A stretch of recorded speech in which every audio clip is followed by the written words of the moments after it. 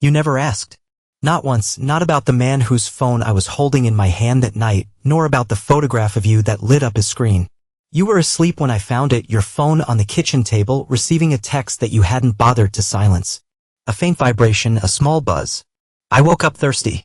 Went to get water. Saw your phone light up. And there he was. His name, just Tony, next to a little heart icon. The thumbnail of your face, your lips parted in a way I knew too well. What jolted me more than the image itself was the timing. Here it was, nearly 2 a.m., and you were smiling from another man's phone in a picture he felt compelled to send you at this hour. For a long, suspended moment, all I heard was the hum of the refrigerator and the thudding of my pulse in my ears. At first, I didn't open the message. I just stood there, barefoot on the cool tile, trying to decide if I had the right to go deeper or if I wanted to stay blissfully ignorant. That was the first time I lied to myself. Of course I wanted to know. I opened it. I saw your face in full, beautiful, excited, alive in a way I hadn't seen for months. Your hair was a little messy, the background a professional studio, the lighting flattering every angle of your cheekbones. And your eyes, they weren't looking at the camera. They were looking off to the side at him. A silent conversation that I was intruding on even though you were my wife. I stared until the phone went dark, automatically locking itself.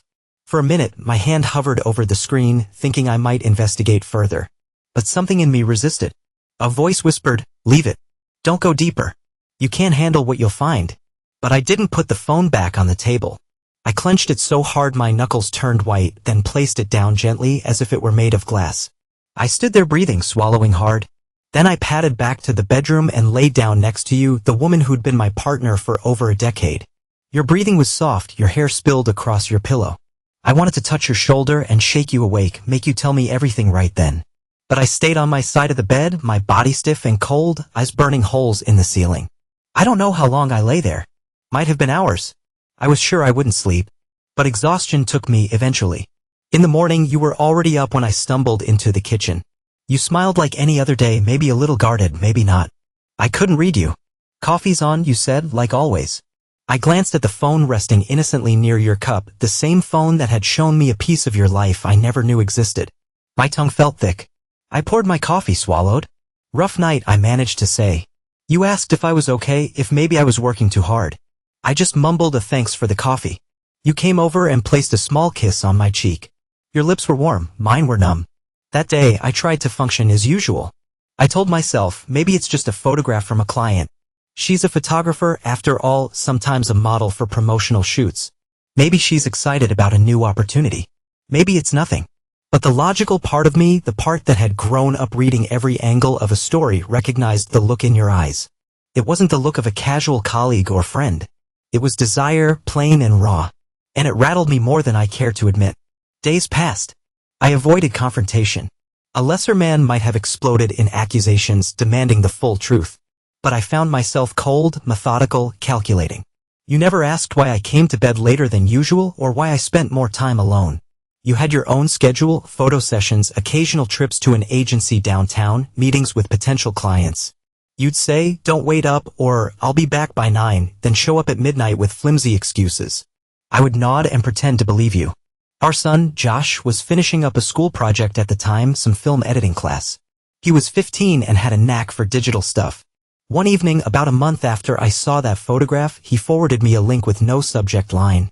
Just 4 words, "You must know this." I clicked. It was a video. You were on camera in some studio. White backdrop. A soft lamp overhead. There was laughter, off-screen directions, and then you walked into frame, slipping your arms around a man. Not just any man, him. Tony. The same face from the phone at 2 a.m. The shot wasn't pornographic, but it was undeniably intimate. The sensual tension was there, your fingers in his hair, the angle of your bodies, your parted lips. Then came a moment where he lowered his head, pressed his mouth to your neck, and you gave this kind of soft, breathless laugh that I'd never heard from you. The same laugh you used to give me years ago. I watched every second with a calm so terrifying I hardly recognized myself. My heart hammered in my chest, but my face felt numb.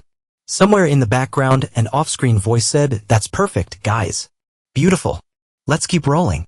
You didn't look uneasy, or coerced, or uncertain. You looked radiant. And that single realization cut deeper than any open hostility. You were happy in his arms. The video ended with you both laughing, then fading to black. 10 seconds of footage. 10 seconds that changed everything. Josh had found it on the internet, presumably while looking for a photography or modeling reference. Or maybe he'd heard rumors. He never wrote anything besides, "You must know this." A father is supposed to protect his child, but here he was, protecting me, showing me the truth even if it would destroy the illusion of our family. The fact that he did it so quietly spoke to how deeply he must have suspected. My chest felt heavy. I wanted to throw up. I didn't confront you that night or the next. I took a silent vow that if you didn't admit it on your own, I'd gather everything, every bit of proof, and do it all in one clean blow. That's how I operate. I'm no saint, but I'm no savage either. I'm the kind of man who believes in letting the evidence speak. When I eventually confronted you, it wasn't with yelling or cursing. No. It was with a slow, careful precision. It was the following Friday, if memory serves.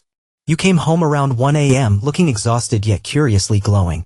Your makeup was slightly smeared, your hair smelled of some salon product I didn't recognize. I was in the living room. I had the video queued on the laptop. You turned on the lamp, startled to find me awake in the dark. Before you could greet me, I said, "Sit." I pressed play without a word of introduction. Your eyes snapped wide. You recognized the footage, the moment, the man. The color drained from your face. There was a strange hush in the room, as if all the air had been sucked out. When the clip ended, I closed the laptop. "Josh sent me that," I said quietly. Your hands trembled in your lap, your gaze flicking from me to the black screen. At last, you swallowed. I can explain," you began, voice quivering. I raised my hand, not abruptly, just enough to signal you to stop. "No," I said. "Don't talk. I need to ask you a question and I want the truth." You nodded rapidly, tears already forming. "Okay. Are you in love with him?" My voice was so calm it felt unreal, like I was listening to a recording of myself. Tears welled up. You shook your head. "No. I don't know. It's not what it looks like." I gave a short exhale. "It looks like you're sleeping with another man."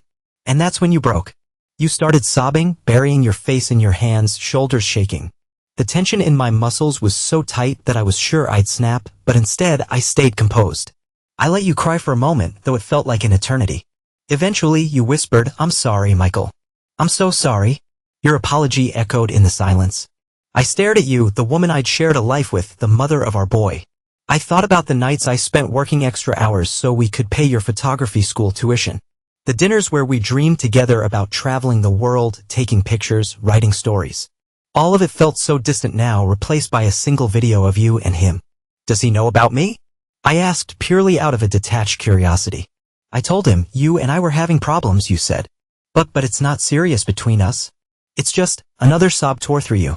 "I got carried away. He's part of a new campaign I'm shooting. We got close. One thing led to another. I never wanted to hurt you." Your breath hitched. You tried to reach for my hand, but I pulled away. "Don't," I said softly. "Not now." And then came the moment I can't forget. You said, "It's just been so hard. You've been distant. We haven't connected in so long." Your voice sounded like a girl trying to justify an obvious betrayal. The tears, the trembling lips, they were real, but they didn't erase the fundamental fact. You'd broken the vow. I didn't say anything more that night. My mind was whirring, cataloging the details. Instead, I left the living room and went upstairs to our bedroom, where I shut the door. I barely slept. You, I assume, spent the night on the couch. That was the first time we'd truly become strangers under the same roof. The next morning, I rose early and found you hunched over a cup of coffee. Your eyes were rimmed with red. We spoke in hushed, forced politeness for Josh's sake. He came downstairs, awkwardly silent. I wondered if he'd heard anything the night before. If he had, he made no mention of it. He just ate his cereal in tense silence, glancing from you to me like he could sense the rift. I almost admired your ability to pretend. You tried to smile at him, pat his shoulder, but he was stiff, unresponsive. When he finished, he grabbed his backpack and left for school without even a goodbye. The door closed behind him, leaving us alone again. I stared at the wooden table. Why did Josh have that video in the first place? Have you talked to him? You closed your eyes? No. I'm not sure how he even found it. I'll talk to him, I promise. You let out a shaky breath. I don't want him to hate me. I couldn't stand to look at you. So I told you the only thing I could articulate: he doesn't hate you. He's just hurt. We both are. That day, I went to work, functioned like a half-dead automaton. Words on the screen, emails, phone calls. By lunch, I'd let the question surface again and again. How long had this been going on? Exactly how deep did your relationship with Tony go? Was it just sex, or something more? I found no answers in my own head, so I decided that night to do something drastic. I asked you for your phone. I'll never forget the look on your face, like a cornered animal. But I calmly insisted, I want to see your text messages, your pictures. If there's nothing to hide, show me. You refused. Panic flashed in your eyes. It was answer enough. We argued quietly in the hallway, hissing words so Josh wouldn't hear. Your refusal to give me the phone cemented everything. Even as I stood there, my voice was deathly calm. You're telling me you're sorry, but you can't show me the messages you send him? Your cheeks blazed with a mix of shame and defiance. It's private. I can't just. It's private, I repeated, numb. Right? Because that's more important than our marriage. You just stood there, eyes downcast, tears brimming again. Eventually, I turned away, leaving you alone with your phone clutched to your chest. And that's when I felt something inside me break, quietly, like a fragile wire snapping under too much weight. I realized you had no intention of stopping whatever this was. No intention of proving your loyalty to me. Maybe you were stuck between the guilt and the thrill, but you weren't going to let it go. And that single fact told me the marriage was effectively over, whether you admitted it or not. We carried on for a few more weeks in a purgatory of politeness. You promised to cut ties with him, but I could see the doubt in your eyes whenever we discussed it. You were addicted, in a way, to the excitement. And me? I was slipping further into that state of cold, analytical detachment. I felt the pain, but I kept it locked behind my ribs, refusing to release it. I had begun to sleep in the guest room, or on the couch, giving you space. You said nothing, as though you expected it. Then came the night you came home from a supposed work trip a day earlier than planned. I was in my office, used to be our spare bedroom, sorting through old family documents, scanning them. You knocked softly. When I looked up, you were pale, your hand shaking around a folded piece of paper. I need to tell you something, you said. I stared at the paper, suspecting all kinds of revelations. You hesitated, then offered it to me. A DNA test result. I saw the headings, recognized the official lab's name. I looked up in confusion. What is this? It's about Josh, you said, voice tight. He was never, he's not, your breath caught in your throat. You're not his biological father. Silence. Complete and utter. My mind felt like it was drowning in static. I remembered reading The Little Prince to Josh night after night when he was barely big enough to hold the book. I remembered rocking him to sleep while you rested in bed. I remembered how proud I was at his birth, how I thought he had my smile. I opened the paper, scanning the genetic data that spelled out the truth. Probability of paternity, 0%. The words stared back at me like a death sentence. What do you mean I'm not his father? I whispered. A tear slipped down your cheek. I found out after the hospital, but you were so excited. God, Michael, I wanted him to have a father who loved him. And you did. You do. I never meant for you to find out now. But Josh, he's been questioning things. He asked me. He took a test. Then he made me take one. And I couldn't lie anymore. I didn't throw anything, didn't scream, didn't call you names. Instead, I felt a wave of nausea so strong I had to steady myself on the desk. My heart pounded dangerously, my lungs fought for air. But outwardly, I was calm. My voice a whisper, who's his father? You shook your head. Somebody before you. A short-lived relationship. I never saw him again. We got together soon after. I swallowed, tasting bile. Suddenly, so many little things made sense. The timeline, how you always insisted he looked like a cousin on your side. I believed you. Because I wanted to. Because I loved that boy with all my heart. The fatherhood I believed was mine had been a lie. You started crying again, choking out apologies. It doesn't change how you raised him. He's still yours. He loves you. You're his dad. I said nothing. I walked past you, down the hall, and grabbed my coat. I left the house without a word, stepping into the cold Boston night. I walked for hours, the winter air biting my face, stinging my eyes. My phone buzzed in my pocket, calls from you, texts from Josh. I didn't answer. I just kept walking. I stayed in a cheap motel that night. I had no real plan. Anger and sorrow circled inside me, but I still couldn't explode. It felt like my soul had retreated to a hidden vantage point where it observed everything clinically, storing it away for later. The next morning, I turned my phone on. Missed calls, messages. One from Josh, Dad? Please come home. Mom told me. I'm sorry. My chest twisted. I read that line over and over. Even now, he called me Dad. I turned off the phone again. That day, I called a realtor friend and asked about short-term rentals. He said he had a bare-bones apartment I could lease month to month. I took it. Went in, saw the empty rooms, scuffed floors, walls that needed a paint job. As soon as he handed me the key, I felt a strange sense of, I don't know, power. It was the first time in months I was controlling something in my life. I moved my essentials in, not letting you or Josh know. In my pocket, I kept the video of you and Tony stored on a flash drive. I also had the DNA test. I didn't intend to blackmail you or ruin you. I just wanted to hold onto the truth. Because the truth was all I had left. That first night in the apartment, I sat in a folding chair, the only piece of furniture I'd bothered to bring. A single lamp lit the dim space. The walls were blank, smelling faintly of fresh drywall. I thought about calling Josh, about telling him how sorry I was for disappearing. But I just sat there, hours passing like minutes, mind churning. My phone remained silent. You must have given up on calling, or perhaps you realized how final my departure was. The next day, I bought a small tripod and a simple camera. Not a fancy one, just enough to record a single video. I set it up in the living room of that empty apartment, the old wooden floor creaking under my weight. I tested the lighting from the overhead fixture. Wasn't great, but it would do. Then I pressed record. I sat in front of the camera, arms resting on my knees, looking straight into the lens. And I spoke. If you're watching this, that means she's done it again to you or to someone else. And you deserve a warning. You deserve to know who she is. My voice echoed in the barren room. I glanced at the floor, collecting myself, then back to the lens. Don't be scared. She's sweet. She has a smile like summer and she'll make you think you're the only man in her world. But trust me, she'll lie to your face. She'll kiss you so tenderly you'll want to believe every word. I don't blame you for falling into it. Hell, I did too. And for a while, it was beautiful. I paused. My eyes were burning, but no tears came. Anyway, if you've stumbled upon this recording, I guess I just want you to know you're not the first and you won't be the last. So watch your step. Watch your heart. I swallowed, feeling an ache in my throat. I'm not going to seek revenge. I'm not going to blow up her life. Sometimes men don't do that. Sometimes we just walk away. We give her the road. We let her find the next man and maybe the next after that. And you know what? That's her choice. Maybe she can't help it. Maybe she can. I don't know anymore. But I do know I'm done being her fool. I took a shaky breath, stared at the camera. I'm doing this for me too. For the last dozen years, I built my life around a lie. I raised a boy I thought was mine by blood. Turns out he isn't. I only found out after I saw a video of her with another man, someone she wanted more than she wanted me. It's funny how the truth unravels everything. So, if you're watching, I hope you're prepared. She'll tear you up inside if you let her. Don't. It's not worth it. A long pause. My voice got quieter. I'm leaving now. Not just the apartment, not just her, but everything that tethered me to this lie.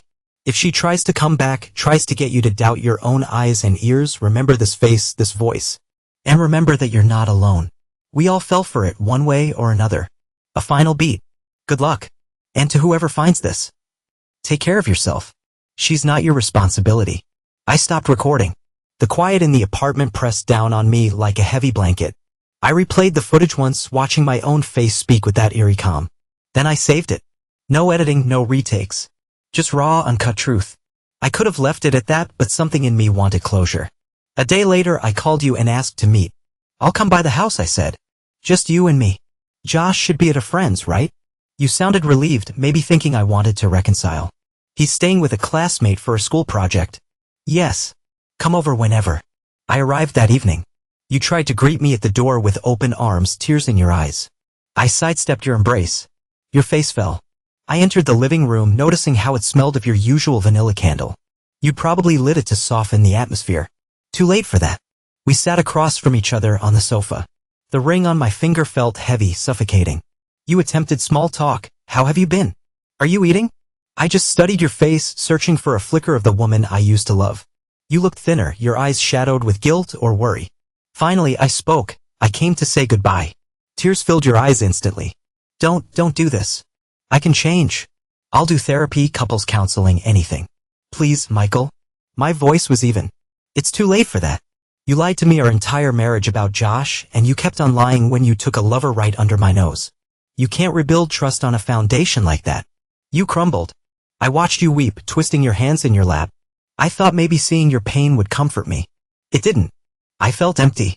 A vague sympathy, perhaps, but no desire to fix us. The illusions had died. At some point, you managed to choke out, but Josh needs you.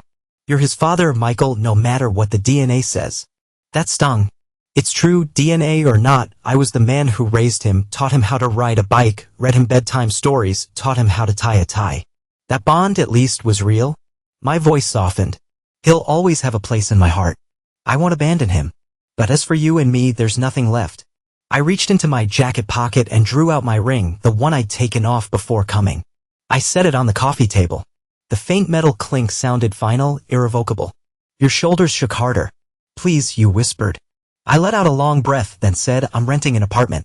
I'll give you the address if Josh wants to come see me. But I won't stay in this house anymore. You tried to speak, your lips trembling, but no words came. I stood, walked to the door. Stopped there for a moment, hand resting on the doorknob. I'm not slamming the door, I said quietly. Just leaving it behind. The mention of door slamming felt symbolic, though I wasn't sure you understood. I left the key on the hallway table. Then I stepped outside into the chilly evening, letting the door close softly behind me. No anger, no shouting. Just finality. Over the next weeks, I made arrangements. We didn't fight about assets. You were oddly compliant, maybe out of guilt? The house, the finances, some part of me wanted to burn it all. But I was too drained. Instead, we quietly sorted legalities. You insisted on no lawyers or minimal involvement, so we found a mediator. A few signatures, a few painful hours of discussion. We told Josh we were separating. He stared at us with watery eyes.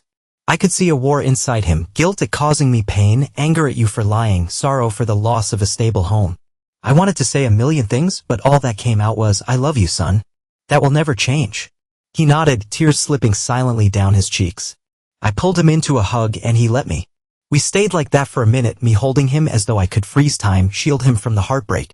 I knew I couldn't. Eventually, he pulled away and looked at his mother. His face was a storm of hurt, betrayal, and a flicker of confusion.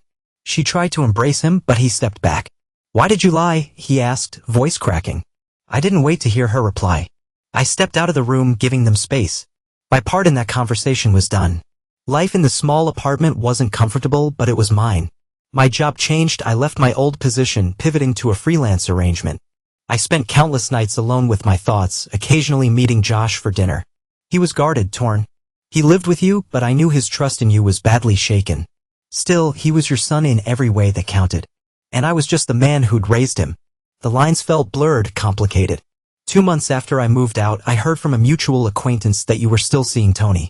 I wasn't sure why it should matter to me. Perhaps I'd wanted to believe you changed. But hearing it confirmed what I suspected all along, this was who you were. You needed that excitement, that constant validation. Maybe Tony would eventually find himself in my position, discovering your next secret. Maybe not. It wasn't my concern anymore. Josh visited me one afternoon. I made coffee the best I could. We sat in the Spartan living room, my single lamp and a small second-hand couch. He looked around, taking in the emptiness. Dad, it's weird not having you at home, he murmured. I nodded. It's weird for me too. He fiddled with his phone. I recognized teenage discomfort in his posture. So, are you going to come back at all? No, I said quietly. Your mother and we're done, Josh. That's not going to change. His eyes shone with tears. But he hesitated. You're still my dad, right? I mean, you never said otherwise. I felt a tightness in my chest. Carefully, I reached across and put my hand on his shoulder. Of course I'm still here for you. Nothing changes that. He nodded, wiped his eyes. Mom's different now. I don't know, anxious all the time. She keeps apologizing to me, telling me she was just scared. She says she still loves you, that she never wanted this. I let out a breath. I know she loves me in her own way. But sometimes love isn't enough. He stared at me for a moment, then lowered his gaze. I get it. Kinda. After a while, we talked about school, about his ambitions. He was interested in film editing, ironically. Maybe that short snippet of you and Tony had sparked something in him, though it came at such a painful cost. Before he left, he gave me a hesitant hug. I love you, he said. For the first time since this all began, I felt tears threaten. I swallowed them back. I love you too, Josh. Always. Time slid by, days turning into weeks, then months. We lived separate lives, you and I. The divorce proceeded quietly.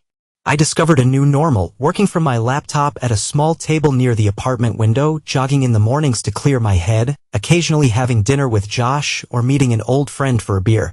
Each day, the wound scabbed over a little more. But the scar would always be there, I knew. I thought about the video I'd recorded in the empty apartment. Part of me toyed with the idea of sending it to Tony or posting it online, some vengeful part that wanted to show the world who you were.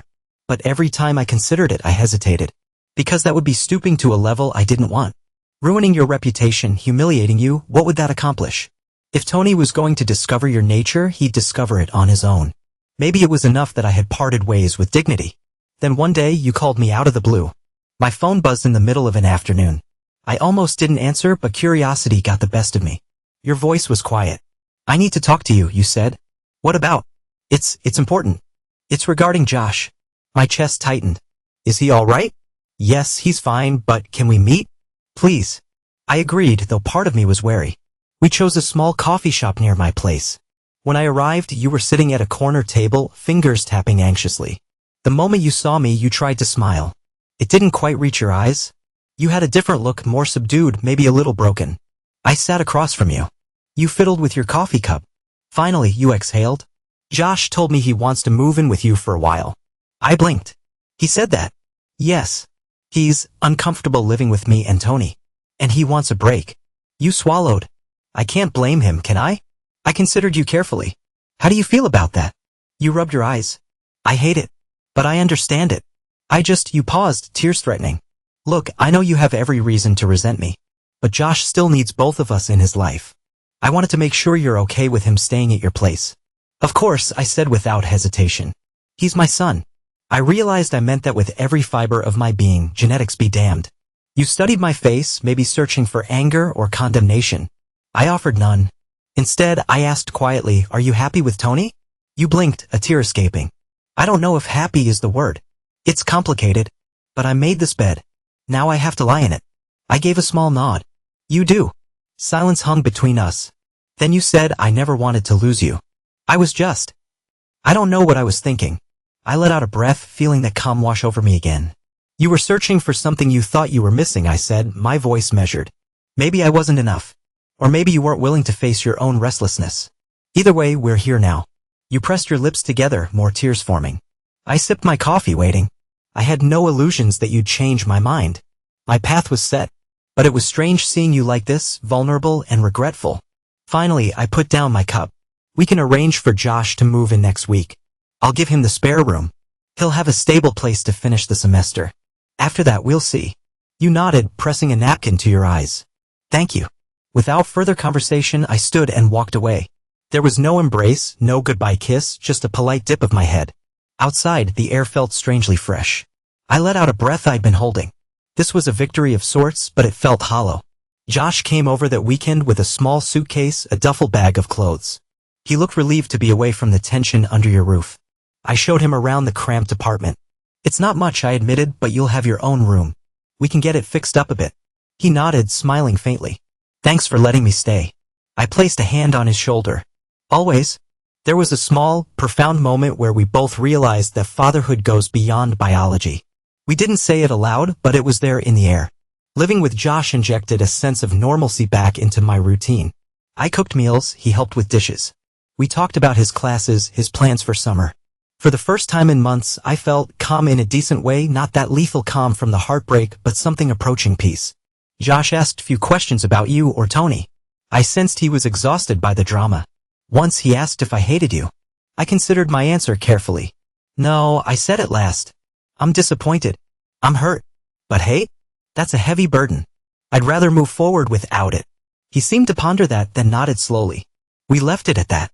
Time passes, life moves on. In the end, we're left with fragments of memory and we decide what to do with them. About a year after I left you, I found the camera that had my message stored. I watched it again, alone in my now slightly more furnished apartment. My hair was a bit longer back then, my eyes haunted. I saw how tight my jaw was, how my voice never trembled but carried a hidden quake beneath the surface. When it finished, I just sat there, thinking how that man on the screen had changed so much in a single year. I wasn't innocent anymore. I'd lost illusions about love, about trust, about the bedrock of fatherhood. But I'd gained a self-awareness that, for better or worse, made me stronger. Sometimes, late at night, I still think about the day you told me Josh wasn't mine. The old heartbreak resurfaces, that sense of betrayal that you robbed me of the choice to know the truth from the beginning. But I also think, if I had known, maybe I wouldn't have stayed, wouldn't have raised him as my own. And that would be a tragedy. Because, despite everything, Josh is my son in every way that matters. No one can take that from us. And so, ironically, I find a sliver of gratitude in the ashes of our marriage. You gave me a son to love even if you deceived me about the biology. You taught me how to persevere, how to face betrayal and not let it consume me. That's the real victory, learning to survive after everything crumbles. If Tony ends up in my shoes someday, well, that's his path to walk. I won't pity him or laugh at him. I'll just remember my own words. Sometimes men don't take revenge. They give the road. No door slam, no final blowout, no dramatic spectacle. Just a quiet, measured exit, leaving the keys in the lock and stepping into the night air, free in a way I never was before. That's how I finished my story with you. And maybe that's how I found the strength to start a new one on my own terms. I suppose, in another life, if you had been honest from the start, we might have built something that would last. But we'll never know now. All that's left is the present moment, and in that moment, I'm a man who's learned to walk through darkness and come out intact. It's not a perfect life, but it's mine. And that, after all this, is enough. Thank you for teaching me how to survive.